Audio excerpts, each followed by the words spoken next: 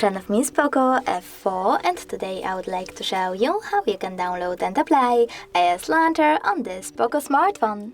Firstly, go into Play Store and type in iOS Launcher in the search bar.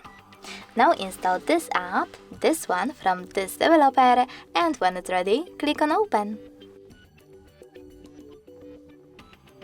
Now you need to wait for the pop-ups to show, and when they do, choose While Using and Allow in all of them. Then swipe up and choose Home button. Now access Settings and go into Apps. Then click on Manage Apps and tap on those three dots at the top right corner. From here you need to select Default app and tap on Launcher. To apply iOS, you need to click on it, click on Home button and choose Got it and OK. As you can see, after that, iOS Launcher was applied successfully on my Poco. If you wish to switch between those layouts, you can always do that by choosing Poco Launcher in the same settings or iOS one.